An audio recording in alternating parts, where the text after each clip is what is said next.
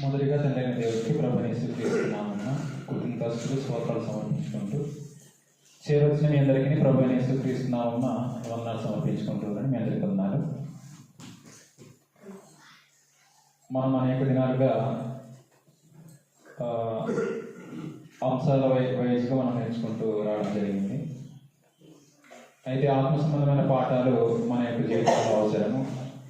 అయినప్పటికీ ఆత్మ సంబంధమైన పాఠాలు కూడా దేవుని యొక్క చిత్తాన్ని కానీ దేవుని యొక్క సంకల్పాన్ని అనుసరించి ఉన్నాయి. దేవుని యొక్క చిత్తాన్ని, దేవుని యొక్క సంకల్పాన్ని ప్రతి ఒక్క వ్యక్తి కూడా దాన్ని సంపూర్ణంగా గ్రహించవలసినటువంటి అవసరం ఉంది. అపోస్తలుడైన పౌలు ఎఫెసు ప్రాంతంలో ఏమని తెలియజేస్తాడు అంటే, అపోస్తలుల కార్యాల గ్రంథం 20వ అధ్యాయము 27వ వచనంలో, అపోస్తలుల కార్యాల గ్రంథం 20వ అధ్యాయము 27వ వచనం.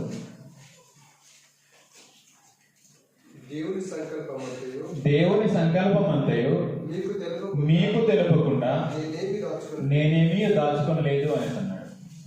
అంటే అపోస్తలుడైన పౌలు ఏమని తెలియజేస్తున్నాడు అంటే, దేవుని యొక్క సంకల్పాన్ని దాచుకోకుండా చెప్పాలి. అంటే దేవుని యొక్క సంకల్పాన్ని పౌలు గారు ఏం చేశాడు అంటే, ఏదీ దాచుకోకుండా వాళ్ళ మధ్యకి తెలియజేయడం జరిగింది. అయితే మనము అనేక దినాలుగా అంటే ఒక్కసారి విన్నాం అనుకుంటాను ఈ యొక్క అరకువేలు ప్రభు సంఘంలో దేవుని సంకల్పం గురించి జస్ట్ పరిచయం మాత్రమే వినడం జరిగింది. ఈ యొక్క దినం నుంచి దేవుని యొక్క సంకల్పాన్ని పౌలు గారు చెప్పినట్టుగా ఏది దాచుకోకుండా మనం నేర్చుకోవాల్సినటువంటి అవసరత సంఘానికి ఉంది అనే విషయాన్ని మీకు తెలియజేస్తూ ఉన్నా. ఈ యొక్క దినం నుంచి మనం దేవుని యొక్క సంకల్పాన్ని గురించి ఆలోచన చేయడానికి ప్రయత్నం చేద్దాం. ఈ యొక్క దినమందు దేవుని యొక్క సంకల్పం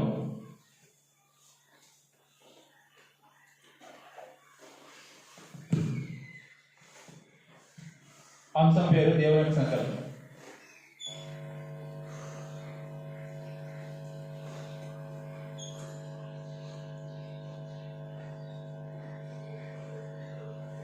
దేవుని యొక్క సంకల్పాన్ని గురించి ఈ దినం నుంచి మనం ఆలోచన చేయడానికి ప్రయత్నం చేద్దాం.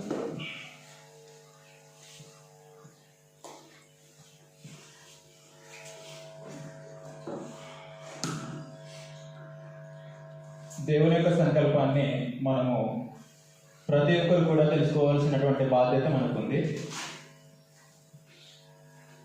దేవుని యొక్క సంకల్పాన్ని తెలుసుకునే ముందుగా దేవుడు ఎలాంటి వాడో మనం తెలుసుకోవాలి. తిమోతికి రాసిన మొదటి పత్రిక మొదటి అధ్యాయం 17వ వచనం. తిమోతికి రాసిన మొదటి పత్రిక మొదటి అధ్యాయం 17వ వచనం.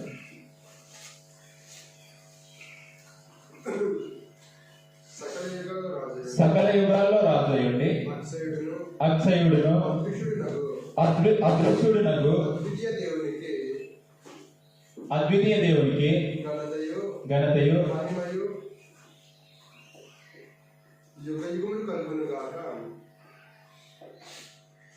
దేవుడు ఎలాంటి వాడు అంటే అదృశ్యుడు, అక్షయుడు, అదృశ్యుడు అయిన దేవుడు. అదృశ్యుడు అంటే ఎవరో మనకు ఇంకా అర్థం కావడానికి కొరింథీయులకు రాసిన 2వ పత్రిక 4వ అధ్యాయం 18వ వచనంలో, కొరింథీయులకు రాసిన 2వ పత్రిక 4వ అధ్యాయం 18వ వచనం.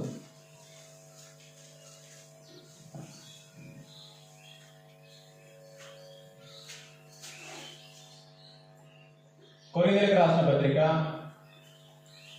2వ పత్రిక 4వ అధ్యాయం 18వ వచనం.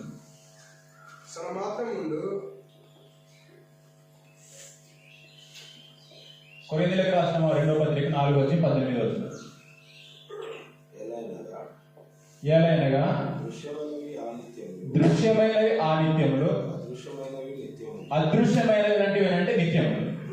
దేవుడు ఎలాంటి వాడు అంటే అదృశ్యుడు అంటే శాశ్వతంగా జీవించేవాడు, అంటే శాశ్వతుడు.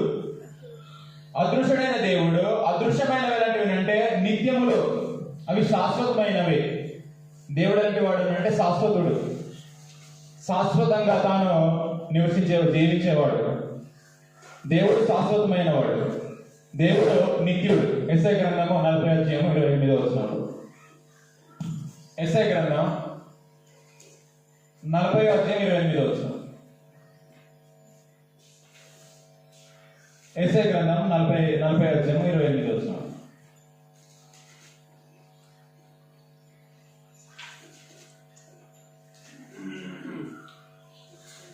ఎస్ఐ గ్రంథం 40:28. మీకు తెలియలేదా, నీవు వినలేదా, భూదిగంతములను సృజించిన యెహోవా నిత్యుడకు దేవుడు. దేవుడు లాంటి వాడు అంటే నిత్యుడు. దేవుడు శాశ్వతమైన వాడు, ఎల్లప్పుడూ తాను నివసించేవాడు. దేవుడు అదృశ్యుడకు దేవుడు. అదృశ్యమైన వాడు అంటే నిత్యం జీవించేవాడు, నిత్యమైన వాడు, నిత్యుడు. దేవుడు నిత్యుడు అనే విషయాన్ని మనము గ్రహించాలి. దేవుడు నిత్యుడు అంటే శాశ్వతంగా ఉండేవాడు, శాశ్వతంగా ఉండేవాడు. నిర్గమకాండం 3:14. ఎల్లప్పుడూ నివసించేవాడు లేదా ఎల్లప్పుడూ ఉన్నవాడు అనువాడు. నిర్గమకాండం 3:14. నిర్గమకాండం 3:14.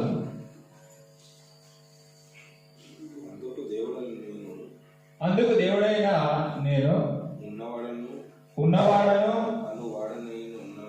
అది అనువాడనై ఉన్నాను. దేవుడు ఎలాంటి వాడు అంటే ఉన్నవాడు, శాశ్వతంగా ఉండేవాడు. దేవుడు శాశ్వతుడు, నిత్యుడు. దేవుడు అదృశ్యుడు. అదృశ్యుడు అంటే దానికి అర్థం ఏమిటి అంటే నిత్యం జీవించేవాడు. దేవుడు నిత్యుడు, ఎల్లప్పుడూ ఉండేవాడు. దేవుడు శాశ్వతుడైన దేవుడు మానవుని నిర్మించే ముందు మానవుని నిర్మించాలని ఆలోచన చేసేడు అంట. ఆలోచన చేసినప్పుడు మానవుని నిర్మించాలనే ఒక ఆలోచనలో ఎలాగో ఆలోచన చేసేడు అంటే ఆదికాండం 1:26-27.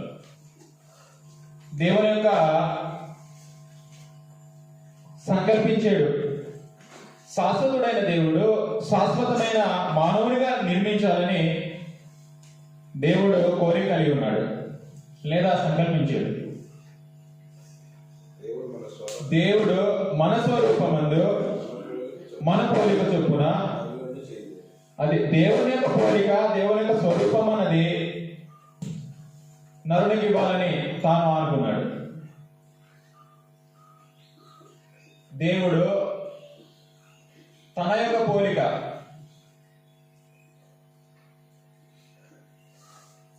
తన యొక్క స్వరూపం, దేవుడు తన యొక్క పోలికను, తన యొక్క స్వరూపాన్ని నరుడికి ఇచ్చి నిర్మించాడు. తన యొక్క పోలిక ఏమిటి అంటే దేవుడు అదృశ్యుడు. మనం ఇందాక చదువుకున్నాం, మరొకసారి చదువుదాం. రోమీయులకు రాసిన పత్రిక 1:20. రోమీయులకు రాసిన పత్రిక 1:20. దేవుడు అదృశ్యుడైన దేవుడు, తన యొక్క లక్షణాలు కూడా అదృశ్యమైనవి.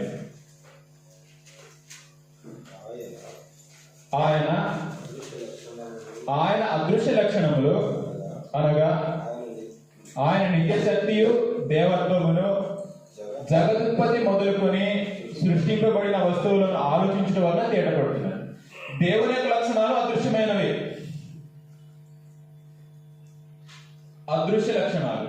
అదృశ్య లక్షణములు కలిగిన వాడు దేవుడు. తన యొక్క పోలిక, తన యొక్క స్వరూపాన్ని ఇచ్చిన దేవుడు నరునికి కూడా అదృశ్యుడిగా నిర్మించడం జరిగింది. కొరింథీయులకు రాసిన 2వ పత్రిక మరొకసారి చదువుదాం. 4:16 నుంచి 18 వరకు చదువుదాం. కొరింథీయులకు రాసిన 2వ పత్రిక 4:16 నుంచి మనం చదువుతాం. 16 నుంచి. కావున మేము ఆధైర్యపడము, మా బాహ్య పురుషుడు కృషించుచున్నాను, ఆంతర్య పురుషుడు దినదినము నూతన పరచబడుచున్నాడు అంట. మానవుడు 2 భాగాలు, ఒకటి బాహ్య పురుషుడు, రెండవది ఆంతర్య పురుషుడు.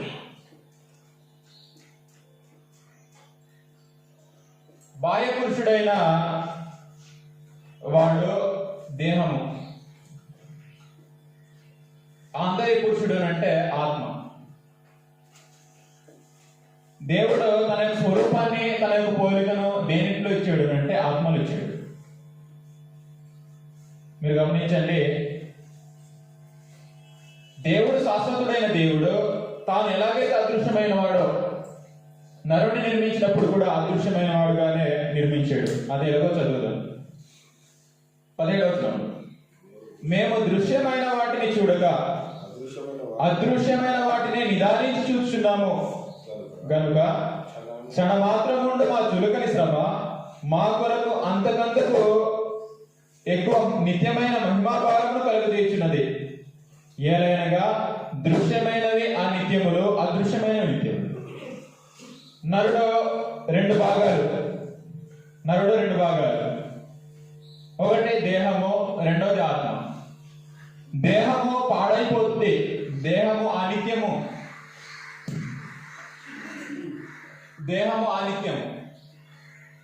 ఆత్మ నిత్యము. ఇప్పుడు నరుడు అనే ఒక వ్యక్తి దేహం కాదు, ఆత్మే నరుడు. ఈ దేహము నరుడు కాదు. మనకు అర్థం కావడానికి దానియేలు గ్రంథం 7వ అధ్యాయం. నరుడు అనే ఒక వ్యక్తి దేహము కాదు. దానియేలు గ్రంథం 7వ అధ్యాయం 15వ వచనంలో, 7వ అధ్యాయం 15వ వచనం.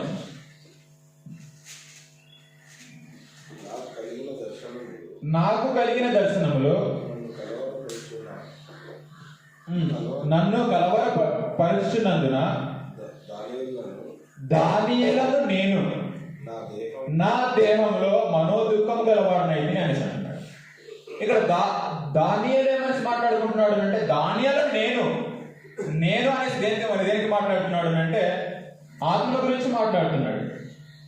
దానియేలు నేను నా దేహంలో మనోదుఖం గలవాడినైతే అనేసి అంటున్నాడు. నా యొక్క దేహంలో మనోదుఖం గలవాడినైతే, నేను నా దేహంలో.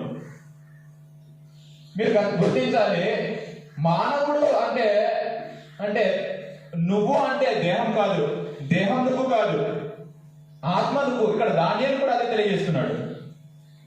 దానియేలును నేను నా దేహంలో మనోదుఖం గలవాడినైతే. నేను అనే ఒక పర్సన్, దానియేలునే నేను నా యొక్క దేహంలో మనోదుఖం గలవాడినైతే అని అంటున్నాడు. అంటే మానవుడు అంటే దేహం కాదు, మానవుడు అంటే ఆత్మ. ఆ ఆత్మ ఎలాంటిది అంటే నిత్యమైనది, ఎల్లప్పుడూ అది జీవించేది, చావులేనిది ఆత్మ. దేవుడు ఎలాగ నిత్యమైన వాడో నరుడు కూడా తన యొక్క పోలిక, తన యొక్క స్వరూపాన్ని ఇచ్చాడు. తన యొక్క పోలిక, తన యొక్క స్వరూపాన్ని ఇచ్చి దేవుడు ఏం చేశాడు అంటే నరుడిని నిర్మించాడు. ఆ నిర్మించిన దేవుడు నరుడిని నిర్మించాలని ఆలోచన ఏం చేస్తుంది, చెయ్యక ముందుగా లేదా నరుడిని నిర్మించక ముందుగా దేవుడు ఏం కలిగి ఉన్నాడు అంటే,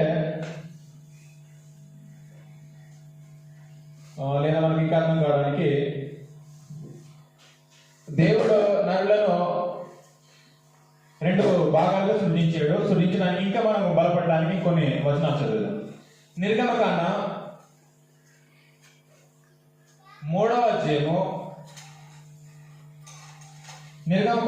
అధ్యాయము,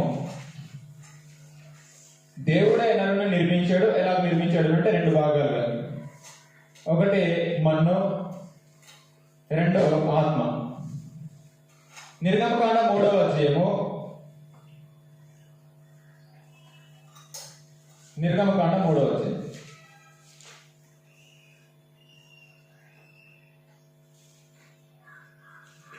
లేదా 4వ అధ్యాయం. నిర్గమకాండం 4వ అధ్యాయము 11వ వచనం. నిర్గమకాండం 4వ అధ్యాయం 11వ వచనం.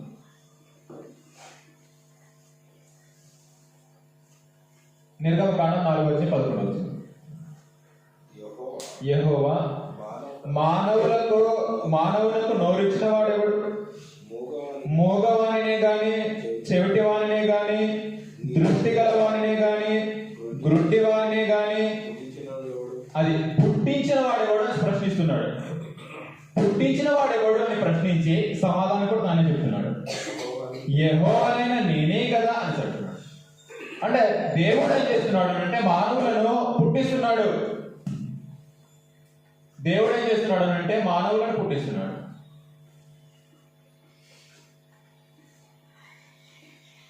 మానవులను పుట్టిస్తున్నాడు.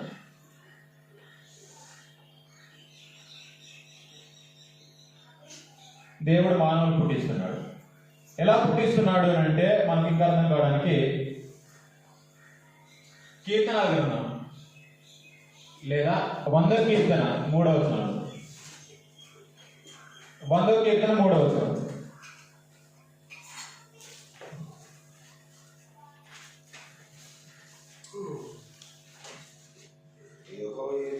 యెహోవాయే దేవుడని తెలుసుకొనుడి, ఆయనే మనలను పుట్టించను అనుస్తుంది. ఆ పుట్టించిన అన్న దగ్గర పుట్టినోటి వేసి ఏమనుస్తున్నాడు అంటే కింద మనలను మనమే కలుగు చేసుకొనలేదు అనే మాట ఉంటుంది.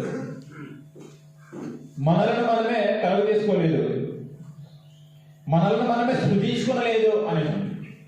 అంటే మనల్ని సృజించిన వాడు దేవుడు, ఆయనే మనల్ని పుట్టించను.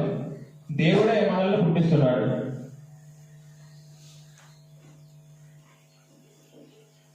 ఆయనే మనల్ని పుట్టించను.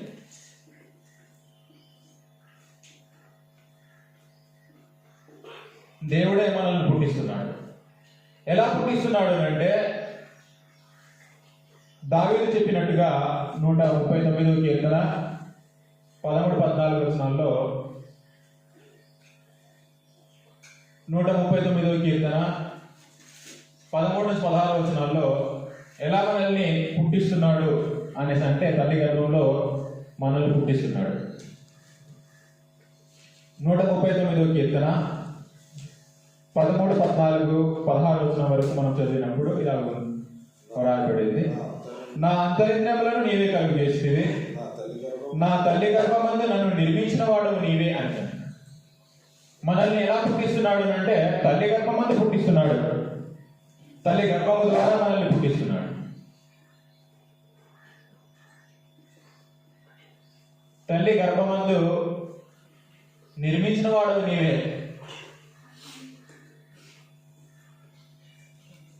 అంటే దేవుడే తల్లి యొక్క గర్భమందు మనల్ని నిర్మిస్తున్నాడు.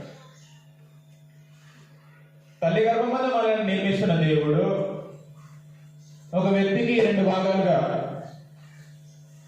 ప్రసంగి గ్రంథం 12-7 ప్రసంగి గ్రంథం 12-7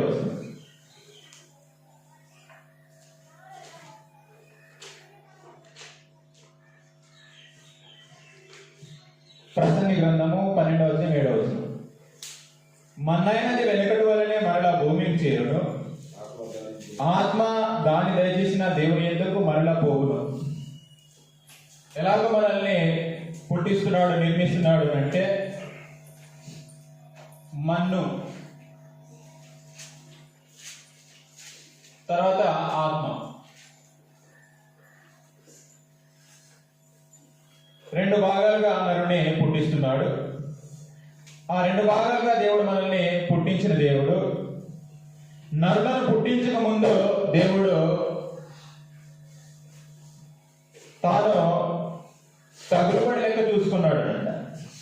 అంటే మనకు అర్థం కావడానికి ఒక ఇల్లు నిర్మించడానికి ముందుగా మనం ఏం చేసుకుంటాము అంటే ఇల్లు యొక్క ఖర్చు ఎంత అని మనము కూర్చొని ఆలోచన చేసి మనం ఇల్లు నిర్మిస్తే ఎంత ఖర్చు అవుతుంది, దానికి సరిపడా ఖర్చు మన దగ్గర ఉందా లేదా అని ఒక మనిషి ఏం చేస్తాడు అంటే కూర్చొని ఆలోచన చేసిన తర్వాత ఆ యొక్క హౌస్ కట్టడానికి దిగుతాడు. దేవుడు కూడా మానవుడిని నిర్మించడానికి ముందుగానే కూర్చొని తగులుబడి లెక్కను చూసుకున్నాడు. ఏది ఎంతవరకు ఉండాలి అని దేవుడు ఆలోచన చేస్తున్నాడు. ఒకసారి చదువుదాం లూకా సువార్త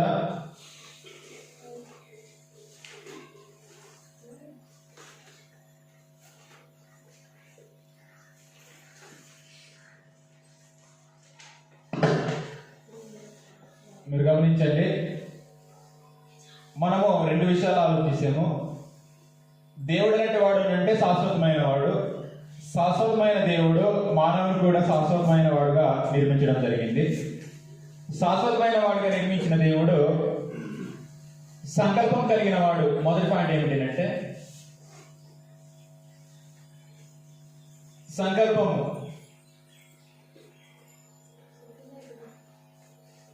సంకల్పము ఎవరు చేశారు? సంకల్పము ఎప్పుడు చేశారు? సంకల్పం ఎవరు చేశారు? ఎప్పుడు చేశారు? ఇంకా మనము అందులోనే మనం ప్రశ్నించుకుందాం. ఎవరి కోసం చేశారు?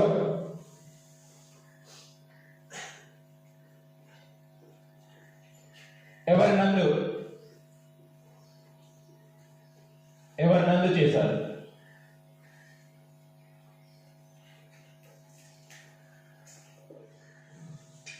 సంకల్పం అన్నది ఎవరు చేశారు? ఆ సంకల్పం ఎప్పుడు చేశారు? ఆ సంకల్పం ఎవరి కోసం చేశారు?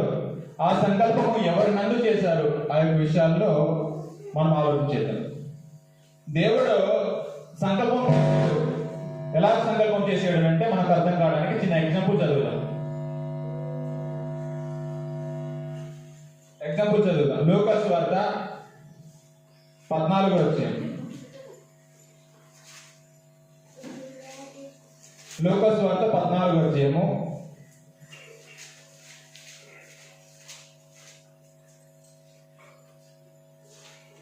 28వ వచనం నుంచి 30వ వచనం వరకు. మానవుని నిర్మించక ముందుగానే దేవుడు సంకల్పం కలిగి ఉన్నాడు. తాను సంకల్పము కలిగిన దేవుడు తాను ముందుగానే నరుని నిర్మించక ముందుగానే సంకల్పాన్ని తాను వ్యక్తపరుస్తాడు. ఎలాగంటే మనం చదువుదాం సరే. లూకాసు వార్త 14 అధ్యాయం 28 వచనం నుంచి మనం చదువుదాం.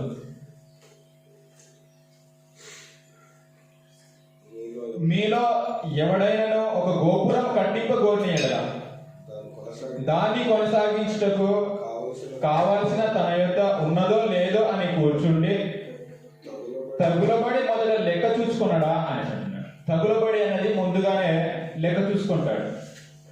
దేవుడు కూడా తన సంకల్పాన్ని కలిగిన దేవుడు ముందుగా తగులబడి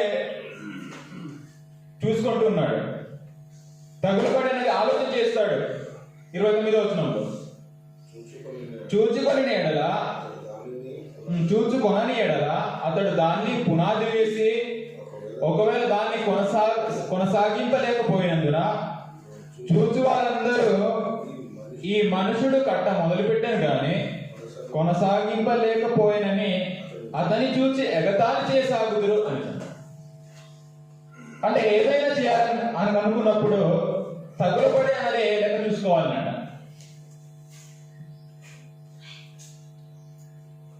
తగులబడి లెక్క చూసుకోవాలి.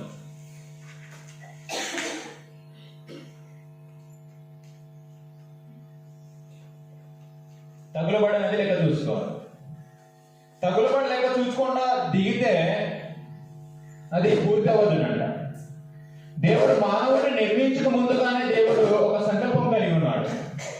ఆ సంకల్పం ఏంటో మనం ఇప్పుడు చదువుదాం. సంకల్పం ఏంటో ఇప్పుడు చదువుదాం. ఎఫెసీయులకు రాసిన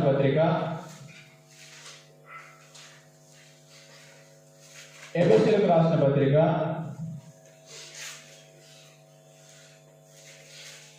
మొదటి అధ్యాయం 6వ వచనం లేదా డైరెక్ట్ గా మనము 7వ వచనాన్ని చదివించినా మనకు అర్థమవుతుంది. అవి 4, 6 వచనాలు కలిసి ఉన్నాయి.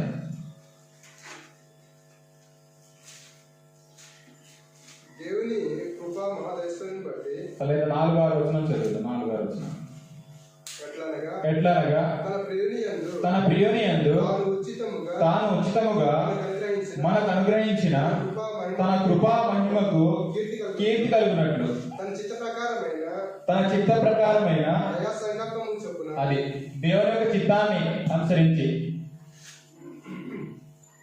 తన చిత్త ప్రకారమైన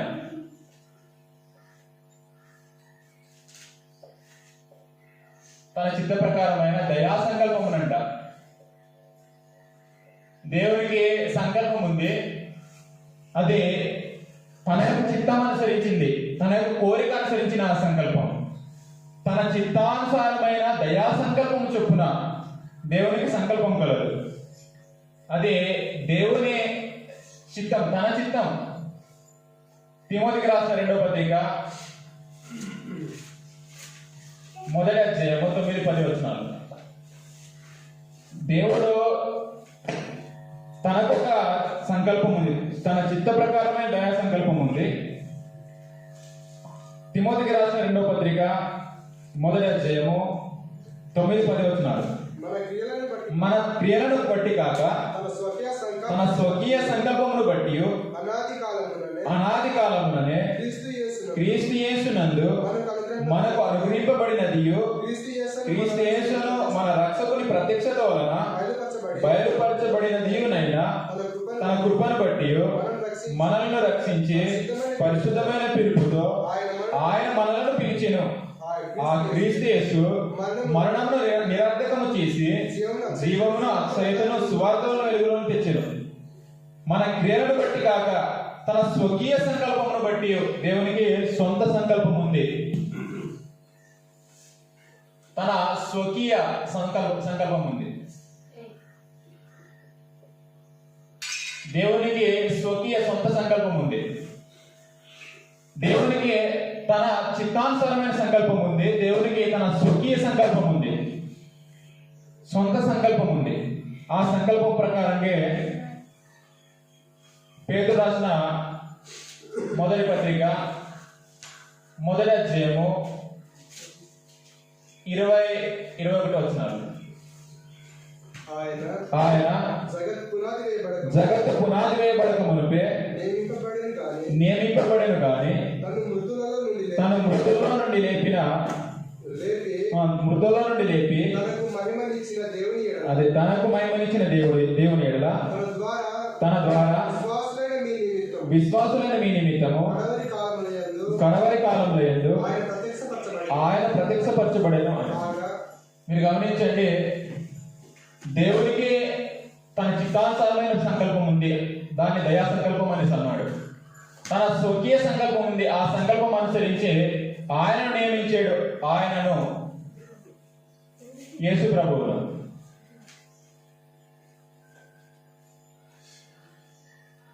ప్రభువును నియమించాడు.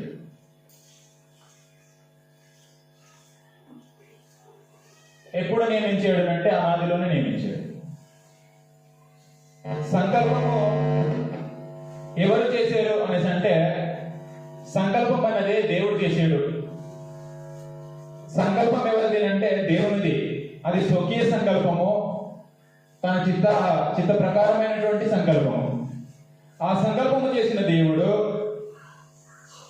ఎప్పుడు చేసాడు అంటే, మానవుని చేసిన తర్వాత సంకల్పం చేయలేదు. మానవుని నిర్మించక ముందుగా దేవుడు సంకల్పం చేశాడు. ఎప్పుడు అంటే అనాదిలో లేదా సృష్టి లేనప్పుడు.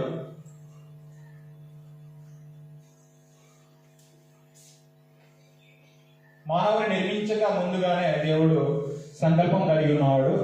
సంకల్పం కలిగి ఉన్న దేవుడు ముందుగా తగులుబడి లెక్క చూసుకొని మానవుని నిర్మించడం జరిగింది. ఒక మనిషి ఎలా గోపురం కట్టడానికి తగులుబడి లెక్క చూసుకుంటాడో, దేవుడు కూడా అలాగే మానవుని నిర్మించక ముందు ముందుగా తగులుబడి లెక్క చూసుకొని మానవుని నిర్మించడానికి ముందుగానే సంకల్పం కలిగి ఉన్న దేవునికి ఒక సంకల్పం ఉంది.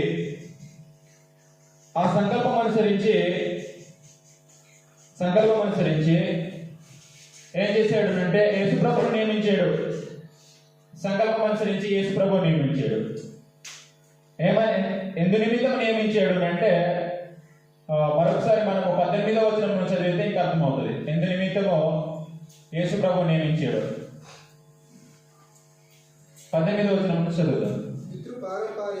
పితృ పారంపర్యమైన మీ వ్యర్థ ప్రవర్తనను విడిచిపెట్టినట్లుగా వెండి బంగారముల వంటి క్షయ వస్తువుల చేత మీరు విమోచింపబడలేదు కానీ అమూల్యమైన రక్తము అమూల్యమైన రక్తము చేత అనగా అనగా నిర్దోషమును నిష్కలంకమునకు గొర్రెపిల్ల వంటి క్రీస్తు రక్తము చేత విమోచింపబడితిరని మీరు ఎరుగుదురు కదా. ఆయన జగత్ పునాది వేయబడక మునుపే నియమింపబడేను అని. యేసు ప్రభువును ఎందుకు నియమించాడు అంటే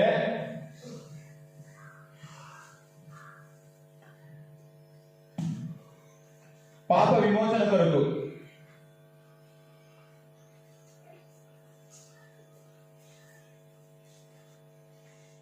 పాప విమోచన కొరకు, పాపం నుంచి విమోచన కలగాలి అంటే యేసు ప్రభువును ఏం చేశాడు అంటే దేవుడు తన యొక్క సంకల్పం అనుసరించి నియమించాడు.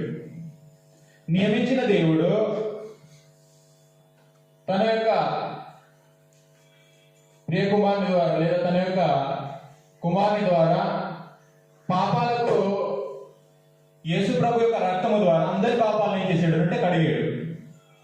మనకు అర్థం కావడానికి ఒక వచనం చదువుతాం. హెబ్రీయులకు రాసిన పత్రిక 2వ అధ్యాయం. హెబ్రీయులకు రాసిన పత్రిక 2వ అధ్యాయము 11-12 వచనాలు. 11-12 వచనాలు. పరిశుద్ధపరచు వారికి పరిశుద్ధపరచబడు వారికి అందరికీ ఒక్కటే మూలం అని ఒక్కటే అన్న దగ్గర కింద పుట్నోట్లో ఒక్కడే అని. ఇందులో మనము జాగ్రత్తగా మనసు పెట్టి గ్రహించినప్పుడు పరిశుద్ధపరచు వారికి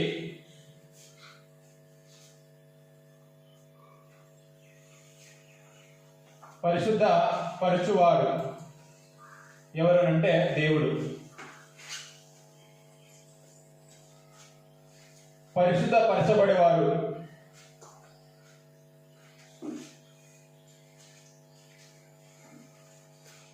పరిశుద్ధపరచబడేవారు అంటే మానవులు. పరిశుద్ధపరచాలనే దేవునికైనా పరిశుద్ధపరచబడాలనే మానవులకైనా ఒక్కడే మూలం. ఆ ఒక్కడెవరు అంటే యేసు ప్రభు. దేవుడు ఏం చేసాడు అంటే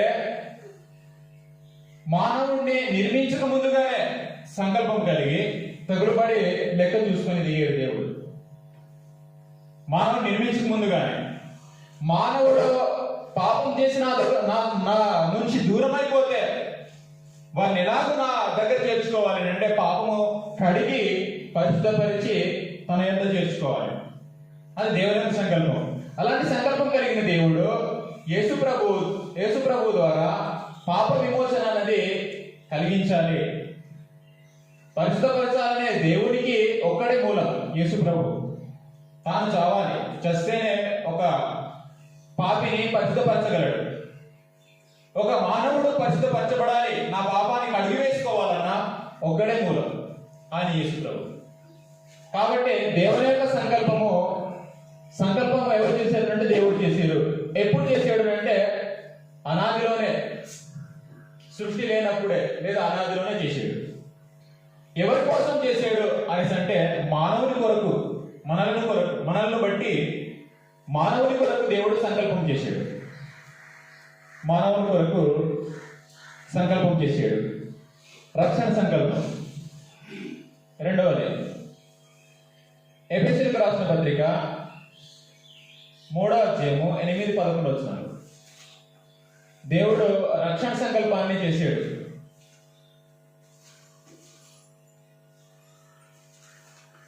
యేసు ప్రభువును పాప విమోచన నిమిత్తము తన సంకల్పం ప్రకారం నియమించాడు. అలాగనే ప్రతి ఒక్క మనుషుడు రక్షింపబడాలని దేవుడు సంకల్పం కలిగి ఉన్న దేవుడు ఏం చేశాడు అంటే తన యొక్క సంకల్పం ప్రకారంగా ఎఫెసీయులకు రాసిన పత్రిక 3వ అధ్యాయము 8-11 వచనాలు.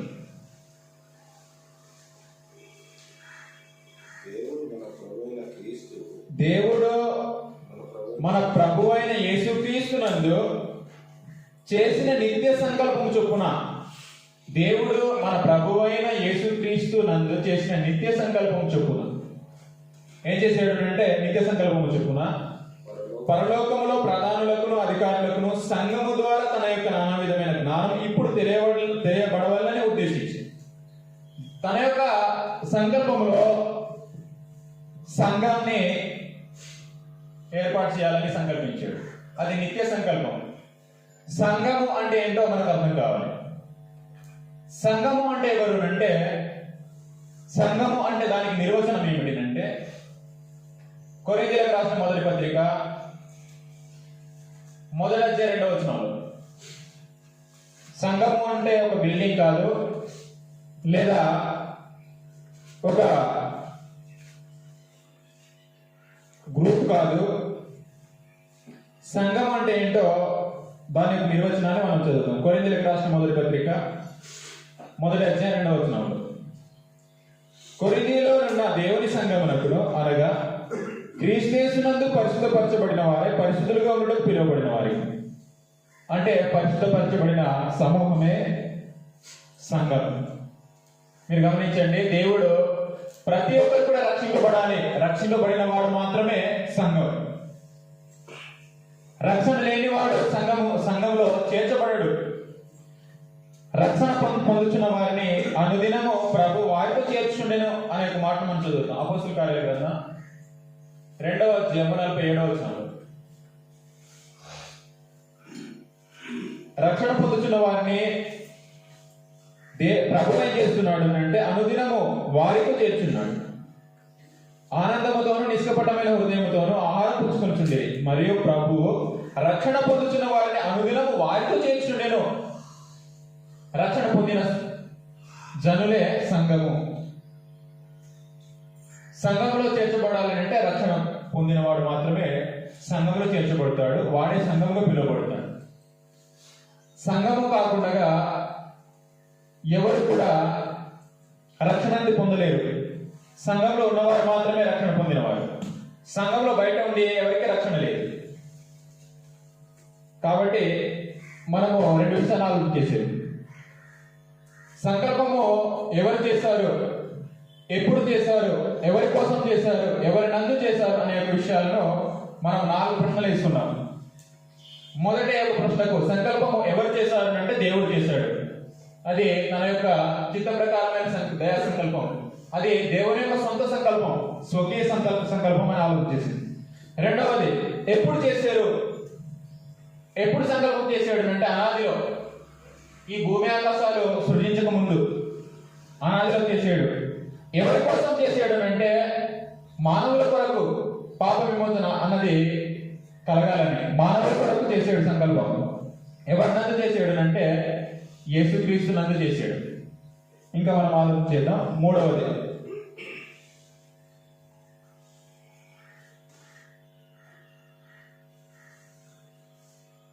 మీరు గమనించండి, సంఘంలో చేర్చబడిన సమూహం మాత్రమే సంఘము. ఆ సంఘం అంతా ఏం చేయాలి అంటే రక్షింపబడి సత్యం గురించిన అనుభవ జ్ఞానం పొందాలి. తిమోతికి రాసిన మొదటి పత్రిక 2వ అధ్యాయం 4వ వచనంలో, తిమోతికి రాసిన మొదటి పత్రిక 2వ అధ్యాయము 4వ వచనం, మనుషులందరినీ రక్షింపబడాలన్నది దేవుని యొక్క సంకల్పంలో ఒక భాగం.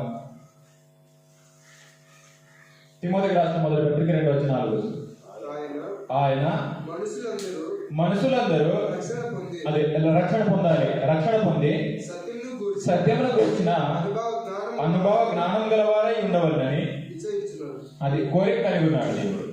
మనుషులందరూ రక్షింపబడాలన్నది దేవుని యొక్క కోరిక, తన యొక్క సంకల్పం అనుసరించి ఉన్న కోరిక, తన యొక్క చిత్త ప్రకారమైన దయా సంకల్పం అనుసరించిన కోరిక. మనుషులందరూ రక్షింపబడాలని దేవుడు తన యొక్క సంకల్పాన్ని చేసినప్పుడు మానవుడైనా ఎవడు కూడా ఏం చేయకూడదు అంటే దేవుని యొక్క సంకల్పాన్ని నిరాకరించకూడదు.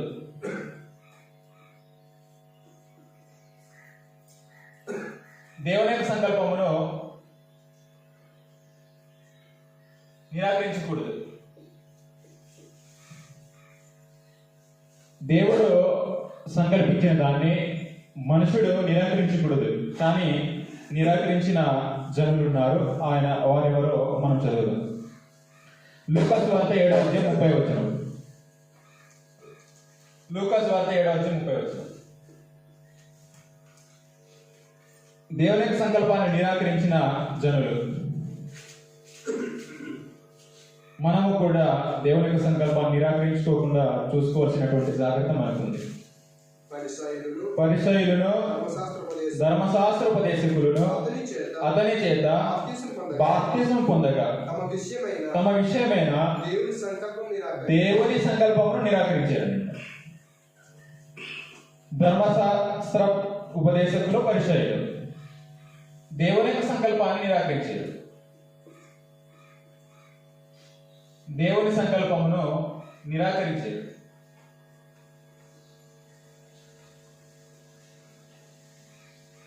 అంటే మన విషయమైన దేవుని యొక్క సంకల్పం ఏదో మనం తెలుసుకోకుండా వీరి యొక్క స్థితి మనం ఎదుర్కోవాల్సిన అవసరం ఏర్పడుతుంది. కాబట్టి దేవుని యొక్క సంకల్పాన్ని తెలుసుకోవాలి ప్రతి ఒక్కరు కూడా.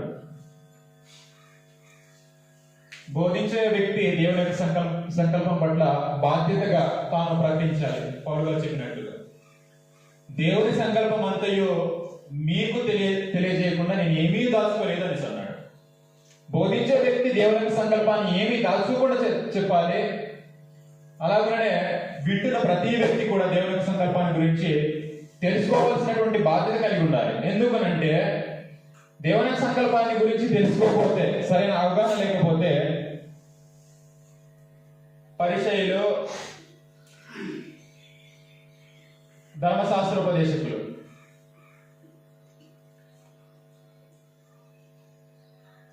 వీరు చేసిన యొక్క గతి అనేది మనము ఎదుర్కోవాల్సినటువంటి అవసరం ఉంటుంది. పరిసయ్యులు ధర్మశాస్త్రోపదేశకులు ఏం చేశారంటే దేవుని యొక్క సంకల్పాన్ని నిరాకరించేశారు. ఎందుకు నిరాకరించారు అంటే తెలియని కారణం బట్టి. ఒకవేళ మనము కూడా దేవుని యొక్క సంకల్పం గురించి తెలుసుకోకపోతే వీరి యొక్క స్థితి అనేది మనం ఎదుర్కోవాల్సినటువంటి అవసరం ఉంటుంది. ఎందుకంటే దేవుని యొక్క సంకల్పాన్ని నిరాకరించడానికి గల కారణం ఏమిటంటే దేవుని యొక్క సంకల్పాన్ని ఏదో తెలుసుకోలేదు వాళ్ళు. దేవుని యొక్క సంకల్పాన్ని తెలుసుకోలేనప్పుడు ఎలా జీవించగలం? దేవుని యొక్క సంకల్పాన్ని తెలుసుకోలేనప్పుడు నిరాకరించడం తప్పదు.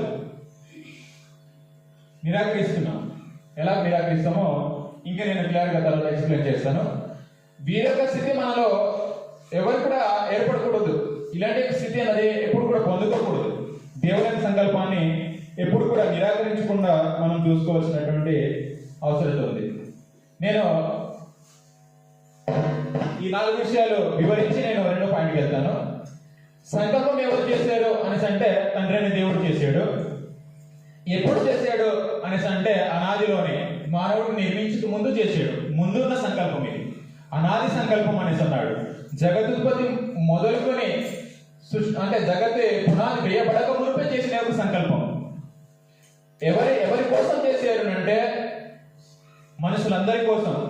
మనుషులందరూ రక్షణ పొంది సత్యం గురించిన అనుభవ జ్ఞానం పొందవాలని దేవుడు ఇచ్చించున్నాడు అని అన్నాడు. ఎవరి కోసం చేశాడు అంటే మానవుల కొరకు. ఎవరు నందు చేశారు అంటే యేసుక్రీస్తునందు. యేసుక్రీస్తునందు సంకల్పం చేశాడు. ఇది మొదటి పాయింట్. ఇప్పుడు 2వ పాయింట్లోనికి మనము వెళ్దాం. 2వ పాయింట్ ఏమిటి అంటే దేవుని సంకల్పం అంటే ఏమిటి? 2వ పాయింట్ ఏమిటి అంటే దేవుని యొక్క సంకల్పం ఏమిటి?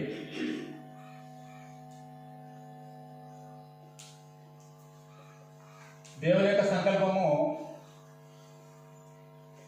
ఏమిటి? ఏది దేవుని యొక్క సంకల్పం? దేవుని సంకల్పం అంటే ఏమిటి? దాన్ని మనం తెలుసుకోవాల్సినటువంటి బాధ్యత మనకుంది. దేవుని సంకల్పం ఏంటో మనం తెలుసుకోకుండా మన యొక్క జీవితాలను దేవుని సంకల్పం ప్రకారం మలుచుకోవడము అది జరగని పని. కాబట్టి ప్రతి ఒక్కరు కూడా దేవుని యొక్క సంకల్పాన్ని ఏంటో తెలుసుకోవాల్సినటువంటి బాధ్యత ప్రతి ఒక్కరికి ఉంది. మొదటి దేవుని యొక్క సంకల్పంలో మొదటిది ఏమిటి అంటే ఇందాక మనం చదువుకున్నాము, మరొకసారి చదువుతాం. పేతురు రాసిన మొదటి పత్రిక 1వ అధ్యాయము 18వ వచనం నుంచి 21వ వచనం వరకు ఇందాక చదువుకున్నాం. కాబట్టి మనము ముందుకెళ్దాం. మరొక వచనం చదువుతాం. అపోస్తల కార్యాల గ్రంథం 2:23 చదువుతాం. అపోస్తల కార్యాల గ్రంథం 2:23.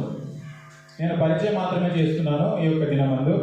దీన్ని ఇంకా డీటెయిల్గా దేవుని సంకల్పంలో ఉన్న 5 విషయాలు కూడా నేను సవివరంగా చెప్పడానికి నేను ముందుకెళ్తాను. అపోస్తల కార్యాల గ్రంథం 2:23. దేవుడు నిశ్చయించిన సంకల్పమును ఆయన భవిష్యత్ జ్ఞానమును అనుసరించి అప్పగింపబడిన ఈయనను మీరు దుష్టుల చేత శిలువ వేయించి చంపితే. దేవుడు యొక్క భవిష్యత్ జ్ఞానము అనుసరించినటువంటి సంకల్పం ఏంటంటే క్రీస్తు యొక్క బలి. మొదటిది క్రీస్తు ప్రభు యొక్క శిలువ మరణం. క్రీస్తు బలి అన్నది దేవుని సంకల్పంలో ఒక కేంద్రం. దేవుడు తగులుబడి లెక్క చూసుకున్నప్పుడు ఒక వ్యక్తి ద్వారా తన యొక్క సంకల్పాన్ని అల్లడం జరిగింది. ఆ వ్యక్తి ఎవరు అంటే క్రీస్తు ప్రభు. తన యొక్క సంకల్పం అంతా క్రీస్తు ప్రభు యొక్క బలి ద్వారానే తాను ఏం చేసాడు అంటే లెక్క చూసుకున్నాడు. తన యొక్క తగులుబడి లెక్కను చూసుకున్నాడు.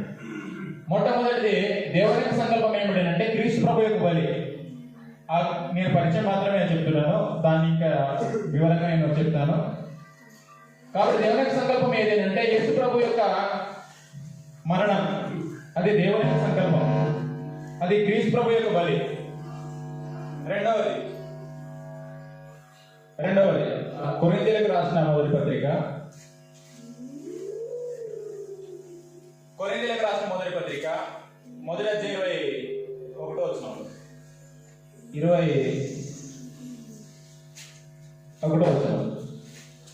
కొరింథీయులకు రాసిన మొదటి పత్రిక మొదటి అధ్యాయం 21. దేవుని జ్ఞానానుసారముగా లోకము తన జ్ఞానము చేత దేవుని ఎరుగకుండినందున, ఈ మాట మీరు గుర్తించాలి, సువార్త ప్రకటనయను వెరితనము చేత నమ్మువారిని రక్షించుట దేవుని దయాపూర్వక సంకల్పమాయను. మొదటి క్రీస్తు ప్రభు యొక్క బలి, రెండవది దేవుని యొక్క సంకల్పం ఏమిటంటే సువార్త. నమ్మువారిని రక్షించుట దేవుని యొక్క సువార్త. అంటే నమ్మువారిని రక్షించాలి అంటే దేవుని యొక్క దయాపూర్వక సంకల్పం ఏమిటంటే సువార్త ప్రకటనయను వెర్రితనము చేత నమ్మువారిని రక్షించుట దేవుని దయాపూర్వక సంకల్పమాయను. మొదటిది క్రీస్తు ప్రభు యొక్క బలి, రెండవది సువార్త. సువార్త అన్నది దేవుని యొక్క సంకల్పంలో భాగం. మార్కు సువార్త 16:15-16. నేను దీన్ని ఇంకా డీటెయిల్గా నేను వివరిస్తాను. దేవుని సంకల్పం ఏంటో నేను మాట్లాడుతున్నాను కాబట్టి మార్కు సువార్త అందరికి కంఠస్థవచనమే 16:15-16 మీరు సర్వలోకములకు వెళ్ళి సర్వ సృష్టికి సువార్తను ప్రకటించుడి. నమ్మి బాప్తిస్మం పొందిన వాడు రక్షింపబడును, నమ్మని వారికి శిక్ష విధింపబడును. ఒక వ్యక్తి రక్షింపబడాలి అంటే సువార్త, అది దేవుని యొక్క సంకల్పము. యేసుక్రీస్తు యొక్క బలి, సువార్త. మూడవది దేవుని సంకల్పం ఏంటో మనము చూస్తూ ఉన్నాం. మూడవది కొరింథీయులకు రాసిన మొదటి పత్రిక 2:7. కొరింథీయులకు రాసిన మొదటి పత్రిక 2:7.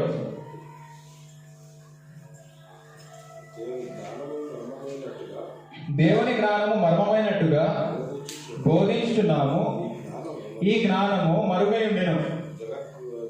జగదుత్పత్తి ముందుగానే దీనిని దేవుడు మన మహిమ నిమిత్తము నియమించాను అని అన్నాడు. తన యొక్క మహిమ నిమిత్తము, అది రహస్యం ఉంచబడినటువంటి మర్మము ఏది అంటే దాన్నే అపోస్తులు బోధించడం జరిగింది. దాన్నే అపోస్తుల బోధ అని అన్నారు.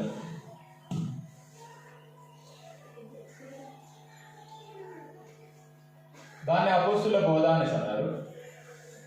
మనం మరొక వచనం చదువుతాం. అపోస్తల కార్యాల గ్రంథం 2:42. 2:42.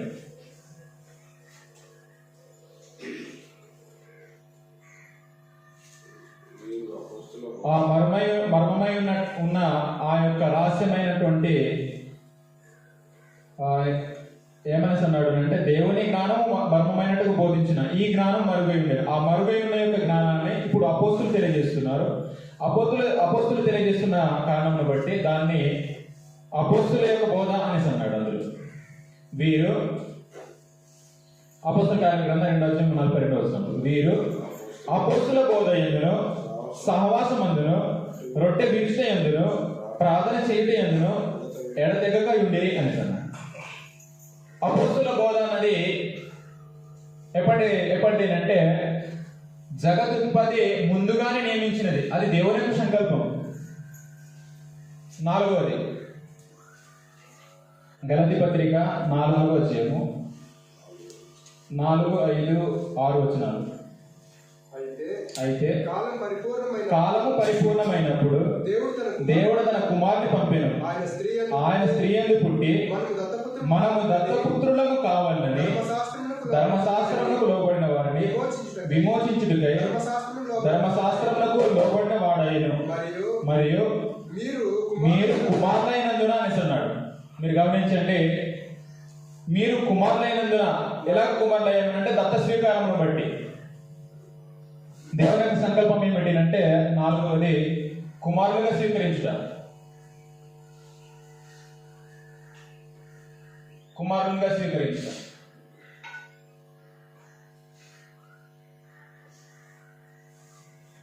దత్త స్వీకారం అనేది మనకు చేసేరా, అది చేయడం అనేది దేవుని యొక్క సంకల్పము.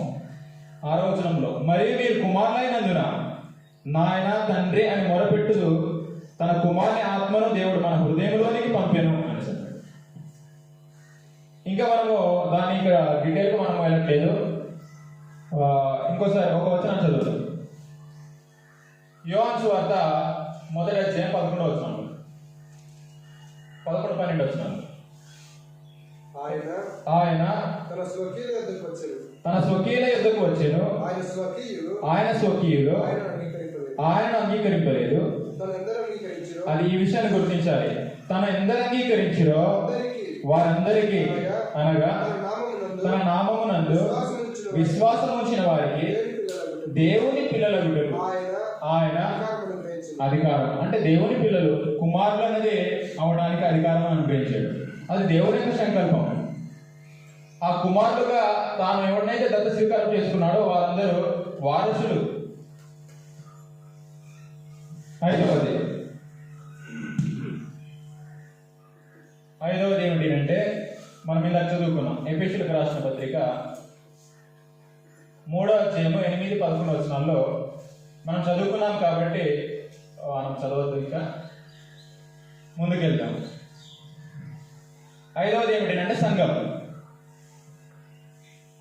దేవుని యొక్క సంకల్పంలో మనం ఇప్పటి వరకు ఐదు విషయాలు ఆలోచన చేసాం. మొదటిది క్రీస్తు ప్రభు యొక్క బలి, దేవుని సంకల్పం అంటే. 2వది సువార్త. 3వది అపోస్తుల బోధ. 4వది కుమారులుగా స్వీకరించడం.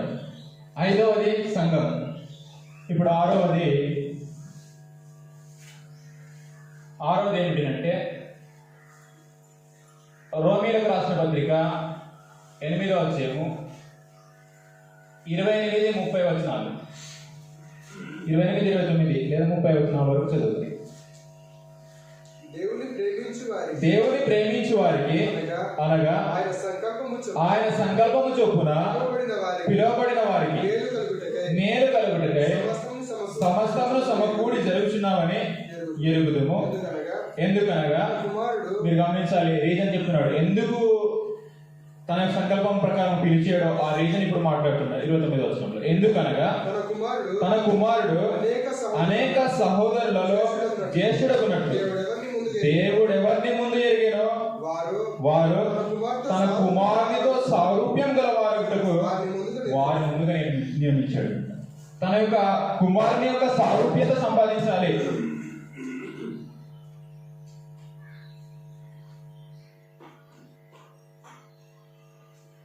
తన యొక్క కుమారుని యొక్క సారూప్యం.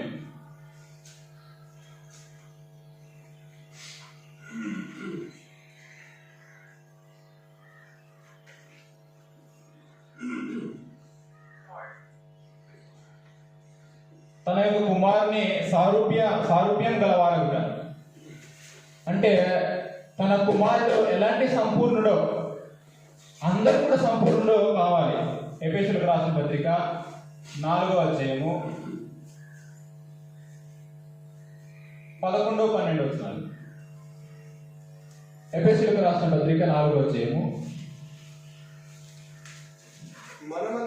మనమందరము విశ్వాస విషయంలోను దేవుని కుమారుని గూర్చిన జ్ఞానం విషయంలోను ఏకత్వం పొంది సంపూర్ణ పురుషుల మగ వరకు, అనగా అది క్రీస్తునకు కలిగిన సంపూర్ణతకు సమానమైన సంపూర్ణత కలవారు మగ వరకు ఆయన ఇలాగ నియమించిన అనేసి అన్నాడు.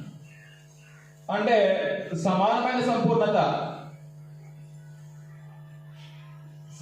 సంపూర్ణత అనేది సాధించాలి.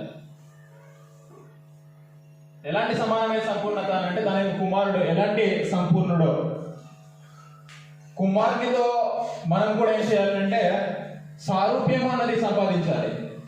యేసుక్రీస్తు కలిగినటువంటి సంపూర్ణతకు సమానమైన సంపూర్ణత అనేది రావాలి. అది దేవుని యొక్క సంకల్పం. దేవుని యొక్క సంకల్పంలో 6 విషయాలను మనం నేర్చుకున్నాం. మొదటిది యేసు ప్రభు యొక్క చావు, క్రీస్తు ప్రభు యొక్క బలి అనేది అనాది తన యొక్క సంకల్పంలో మొదటి భాగం.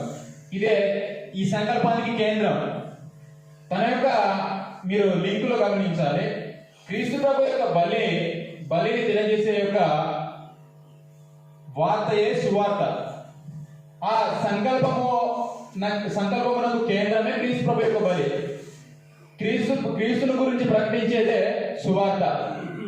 ఆ సువార్తనే మరొక మాటలు ఏమని అన్నాడు అంటే అపోస్తుల బోధ అనేసి అన్నాడు. నేను ఇక్కడ 2 డివైడ్ చేసి ఇక్కడ చెప్పడం జరిగింది. సువార్త అంటే ఏమిటంటే అపోస్తుల యొక్క బోధ. అపోస్తుల బోధను ఎవరైతే అంగీకరిస్తారో, అపోస్తుల బోధను అంగీకరించిన వాడు కుమారులుగా స్వీకరించబడతాడు. కుమారులుగా స్వీకరించబడిన వాడు సంఘంలో చేర్చబడతాడు. సంఘంలో చేర్చబడిన వాడు తన యొక్క కుమారుని యొక్క సారూప్యంను సాధించాలి. అది దేవుడి యొక్క సంకల్పం. సంకల్పాన్ని ఏం చేశాడు అంటే దేవుడు డిజైన్ చేశాడు, ప్రణాళిక చేశాడు. దేని ద్వారా అంటే క్రీస్తు ప్రభు యొక్క బలిని కేంద్రంగా ఉంచుకొని తన యొక్క సంకల్పాన్ని ఏం చేశాడు అంటే డిజైన్ చేశాడు. తాను మానవుని నిర్మించక ముందుగా కూర్చొని తన యొక్క సంకల్పాన్ని ఆలోచన చేశాడు. ఒక వ్యక్తి ఎలాగైతే గోపురం కట్టడానికి తగులుబడి లెక్క చూసుకుంటాడో, దేవుడు కూడా అలాగే మానవుని రక్షించడానికి మానవుడు తన నుంచి దూరమైనప్పుడు తనని ఎలాగో తన మీద చేర్చుకోవాలో తాను సంకల్పాన్ని ఏం చేసేవాడు అంటే కూర్చొని తగులుబడి లెక్క చూసుకుని సంకల్పాన్ని ముందుగా చేయడం జరిగింది. అలా చేసిన సంకల్పాన్ని ఎవరు కూడా మార్చడానికి అవకాశం ఉండదు. నేను 2 విషయాలు చెప్పాను. ఇప్పుడు 3వ విషయం నేను చెప్పి నేను ముగిస్తాను. 3వది ఏమిటంటే దేవుని సంకల్పము ఎప్పుడు మార్చబడనిది.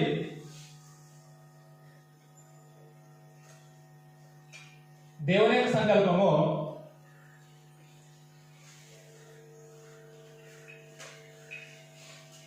మార్చబడనిది. ఎన్నటికీ మార్పు అన్నది చెందదు. దేవుని సంకల్పం మనకు అర్థం కావడానికి చిన్న ఎగ్జాంపుల్ నేను చెప్పి నేను ముగిస్తాను. దేవుని యొక్క సంకల్పం ప్రకారంగా ఎలాగో మార్పు ఉండదు. దేవుని యొక్క సంకల్పం మారనిది, అది మార్చబడనిది ఏంటంటే ఒక వచనం చదువుదాం. హెబ్రీయులకు రాసిన పత్రిక 7వ అధ్యాయం. హెబ్రీయులకు రాసిన పత్రిక 7వ అధ్యాయం. దేవుని యొక్క సంకల్పము మార్పు చెందనిది, మారనిది దేవుని యొక్క సంకల్పం. 6వ అధ్యాయము 17-18 వచనం. 6వ అధ్యాయం. ఈ విధముగా దేవుడు తన సంకల్పం నిశ్చలమైనదని, తన యొక్క సంకల్పము నిశ్చలమైనదని ఆ వాగ్దానములకు వారసులైన వారికి దాని నిశ్చయముగా కనపరచవలెనని ఉద్దేశించిన వాడు తాను అబద్ధమాడజాలని నిశ్చలమైన 2 సంగతులను బట్టి మన ఎదుట ఉంచబడిన నిరీక్షణను చేపట్టుటకు శరణాగతులమైన మనకు బలమైన ధైర్యం కలిగినట్టు ప్రమాణం చేసి వాగ్దానం దృఢపరిచెను అని చూడు. ఇందులో మనం గమనించాల్సింది ఏమిటంటే ఈ విధముగా దేవుడు తన సంకల్పం నిశ్చలమైనదని, ఆ వాగ్దానాన్ని దేవుడు ఏం చేశాడు అంటే సంకల్పాన్ని వాగ్దానం చేసాడు. ఆ సంకల్పం అన్నది మారనిది, దాన్ని అబద్ధం ఆడాడు దేవుడు, దాన్ని మార్చాడు. ఎప్పటికీ మార్చాడు తన యొక్క సంకల్పం. అది నిశ్చలమైనది, తన యొక్క సంకల్పము నిశ్చలమైనది. నిశ్చలమైన దేవుని యొక్క సంకల్పం, దేవుని యొక్క సంకల్పం నిశ్చలమైనది. కాబట్టి మనకు ఎగ్జాంపుల్ గా యేసు ప్రభువును మనం చదువుకున్నాం. పేతురు రాసిన మొదటి పత్రిక 1:18 యేసు ప్రభు మరణించాలని దేవుడు సంకల్పించాడు. అంటే క్రీస్తు ప్రభు యొక్క బలి అనేది దేవుడు సంకల్పించాడు. యేసు ప్రభు చావాలి, అది దేవుని యొక్క సంకల్పం. ఇప్పుడు యేసు ప్రభు శిలువ మరణాన్ని దగ్గర పడుతున్నప్పుడు యేసు ప్రభు దేవుని ప్రార్థిస్తాడు, ప్రభువా నీ చిత్తమైతే ఈ గిన్నె నా ఎదురు నుండి తొలగించు అని అంటాడు. అంటే ఆ చావు అనేది తప్పించు. మనం చదువుదాం లేదా మత్తయి సువార్త 26 మత్తయి సువార్త 26 36 నుంచి 39 వరకు మనం ఆ విషయాన్ని మనం చదువుతాం. యేసు ప్రభు దేవుని యొక్క సంకల్పాన్ని మార్చడానికి తాను ఏం చేస్తున్నాడు అంటే ప్రార్థన చేస్తున్నాడు. కొంత దూరం వెళ్ళి సాగిలపడి నా తండ్రి సాధ్యమైతే ఈ గిన్నె అనేసి దేని అంటున్నాడు, తన యొక్క మరణాన్ని, అంటే దాని శ్రమలను అనుభవిస్తున్నాడు కాబట్టి ఈ గిన్నె నా ఎదురు నుండి తొలగించుము, అయినను నా ఇష్ట ప్రకారము కాదు నీ చిత్త ప్రకారమే కానిమని ప్రార్థన చేశాడు. అంటే తన దేవుని యొక్క సంకల్పాన్ని ప్రార్థన ద్వారా మార్చలేము. దేవుని యొక్క సంకల్పాన్ని యేసు ప్రభువే మార్చడానికి అవకాశం లేదు. కాబట్టి దేవుని యొక్క సంకల్పం నిశ్చలమైనది, అది మార్పు రానిది. కాబట్టి ఎవరు కూడా మార్చకూడదు దేవుని యొక్క సంకల్పాన్ని. అనేక మంది మారుస్తున్నారు. 2 విషయాలు మనం గుర్తించాలి. 1 నిరాకరించకూడదు, 2 మార్చకూడదు. దేవుని యొక్క సంకల్పాన్ని నిరాకరించేవారు పరిసయ్యులు, ధర్మశాస్త్ర ఉపదేశకులు. ఇప్పుడు లోకంలో కూడా అనేక మంది దేవుని యొక్క సంకల్పాన్ని మారుస్తున్నారు. ఎలాగంటే బాప్తిస్మం అనేది తీసుకోకుండా, మనం రక్షింపడాలంటే బాప్తిసం అవసరం లేదని బోధించే వాళ్ళు ఉన్నారు. బాప్తిసం నిరాకరించేవాడు దేవుని యొక్క సంకల్పాన్ని నిరాకరిస్తున్నాడు. అది మొదటి. రెండవది ఏమిటంటే దేవుని సంకల్పాన్ని ఎలా మారుస్తున్నారు అంటే దేవుడు సంకల్పించిన యొక్క సంఘం అనేది ఒకటే. ఇప్పుడు ప్రతి ఒక్కరు కూడా ఆ ఒక్క సంఘంలోనే చేర్చబడాలి. కానీ లోకంలో అనేకమైన సంఘాలుగా మారుస్తున్నారు. అంటే దేవుని సంకల్పాన్ని తమకు నచ్చినట్టుగా మారుస్తున్నారు. కానీ దేవుని సంకల్పం ఎప్పుడు మార్చడానికి, అది తన యొక్క సంకల్పంలో సంఘం అన్నది ఒకటే. ఆ ఒకటే సంఘం ఏ సంఘం అంటే క్లియర్గా చెప్పాలంటే క్రీస్తు సంఘం. క్రీస్తు సంఘం మాత్రమే దేవుని సంకల్పంలో ఉన్న సంఘం. ఇప్పుడు క్రీస్తు సంఘం కానిది ప్రతి ఒక్కటి కూడా దేవుని సంకల్పాన్ని ఏం చేస్తున్నారు అంటే క్రీస్తు సంఘం పెట్టుకోకుండా, క్రీస్తు సంఘంలో ఉండకుండా ప్రతి ఒక్కరు తనకు నచ్చినట్టుగా సంఘాలు పెట్టుకుంటున్నారు అంటే దేవుని సంకల్పాన్ని మారుస్తున్నారు. యేసు ప్రభుకే సాధ్యం అవ్వలేదు, నువ్వు నేను ఎంత దేవుని సంకల్పాన్ని మార్చడానికి. కాబట్టి ఈ యొక్క దినమందు మనము 3 విషయాలు ఆలోచన చేసేది. దేవుడు శాశ్వతుడైన దేవుడు మానవుని నిర్మించడానికి ఎలా నిర్మించాడు అంటే శాశ్వతమైన వాడుగా నిర్మించడం జరిగింది. ఆ శాశ్వతమైన నరుని నిర్మించి నరుని నిర్మించక ముందుగా దేవుడు సంకల్పం కలిగి ఉన్నవాడు.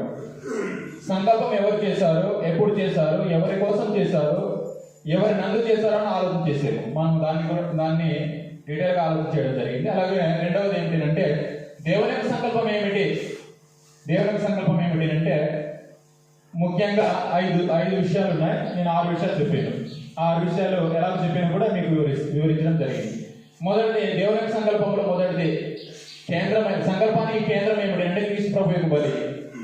రెండవది సువార్త. సువార్త అన్నా కానీ అపోస్తుల బోధ అన్నా కానీ ఒకటే కాబట్టి దీని ఒకటిగా ఆలోచన చేసినప్పుడు ఒకటి క్రీస్తు బలి, రెండవది అపోస్తుల బోధ, మూడవది కుమారుగా స్వీకరించబడటము, నాలుగవది సంఘము, ఐదవది యేసు ప్రభు యొక్క సంపూర్ణత సాధించడం. కాబట్టి దేవుని యొక్క సంకల్పం ప్రకారంగా మన యొక్క జీవితాలు ఎంతవరకు ఉన్నాయో లేదో మనం ఏ ఒక్క దినం నుంచి మనం పరిశీలించవలసినటువంటి అవసరం మనకు ఉంది. మనము మీరు గమనించండి, ఇక్కడ ఒక విషయాన్ని మీరు గుర్తించాలి. క్రీస్తు ప్రభు యొక్క బలి విశ్వసించిన వాడు అపోస్తుల బోధ ఎందు ఉన్నవాడు. అపోస్తుల బోధ ప్రకారంగా ఏం చేయబడతామంటే కుమారుని స్వీకరించబడతాము. కుమారుని స్వీకరించిన వాడు మాత్రమే సంఘంలో చేర్చబడతాడు. ఇప్పుడు సంఘంలో చేర్చబడిన మనమందరము ఉన్నాం. ఇప్పుడు మనమందరము కూడా తన యొక్క కుమారుని యొక్క సారూప్యం ఉందో మనము ఏం చేయాలంటే తన యొక్క కుమారుని యొక్క సారూప్యం అన్నది మనం సాధించాలి. మనం సాధించాలి అంటే దానికి పునాది ఏమిటి అంటే అపోస్తుల యొక్క బోధ మాత్రమే. అపోస్తుల బోధ కాకుండా ఒక వ్యక్తి తన యొక్క కుమారుని యొక్క సారూప్యాన్ని సాధించలేడు. ఒక వ్యక్తి సంపూర్ణుడు అవ్వలేడు. సంపూర్ణ అవ్వాలి అంటే అపోస్తుల బోధనే ఏం చేయాలంటే బోధించాలి. అపోస్తుల బోధన బోధించడానికి ఎఫెసీ యొక్క సంఘంలో పౌలు గారు ఏం చేశాడు అంటే సంఘము క్షేమాభివృద్ధి చెందాలి, సంఘము క్రీస్తు యొక్క సంపూర్ణత సాధించాలని కొందరిని అపోస్తులు గాను, ప్రవక్తలు గాను, సువార్తికులు గాను, ఉపదేశకులు గాను నియమించడం జరిగింది. ఆ అపోస్తులు కానీ అపోస్తులు లేరు కాబట్టి ఇప్పుడు గ్రంథ రూపంలో ఉన్నారు, ప్రవక్తలు గ్రంథ రూపంలో ఉన్నారు కాబట్టి ఇప్పుడు ప్రాముఖ్యంగా సువార్తికులు, బోధకులు, తర్వాత ఉపదేశకులు, ఈ ముగ్గురు కూడా ఏం చేయాలి అంటే అపోస్తులు బోధన బోధించాలి, వేరొక బోధన కాదు. అపోస్తులు బోధన బోధిస్తున్నప్పుడు అందరూ కూడా సంఘం అంతా కూడా క్షేమ బోధన చెందుతారు. అపోస్తులు బోధన బోధించకుండా వేరొక బోధన బోధిస్తే అందరూ సంపూర్ణత సాధించకుండా శాపగ్రస్తులు అయ్యే అవకాశం ఉంది. గలతీయులకు రాసిన పత్రిక 1వ అధ్యాయము 6వ వచనం నుంచి మనం చదువుతున్నప్పుడు క్రీస్తు సువార్త కాక వేరొక సువార్తను ప్రకటించి ప్రతివాడు కూడా శాపగ్రస్తుడే. దాన్ని బోధించేవాడు శాపగ్రస్తుడు, దాన్ని అనుసరించేవాడు కూడా శాపగ్రస్తుడు. కాబట్టి ఆ విషయాలను మీ మనసులో ఉంచుకుని దేవుని సంకల్పాన్ని ప్రతి ఒక్కరు కూడా తెలుసుకుని అవగాహన కలిగి మన యొక్క జీవితాల్లో దేవుని యొక్క సంకల్పం ప్రకారంగా దేవుని యొక్క సంకల్పాన్ని నిరాకరించకుండా దేవుని యొక్క సంకల్పాన్ని మార్చకుండా మన యొక్క జీవితాలను మలుచుకోవాలని మీ అందరికీ మనం చేస్తూ నన్ను నేనుగా హెచ్చరించుకుంటూ ఇంతవరకు శ్రద్ధగా ఓపికతో మీ అందరికీ ప్రభువుని యేసుక్రీస్తు నామమున వందనాలు సమర్పించుకుంటూ మీ అందరికీ వందనాలు.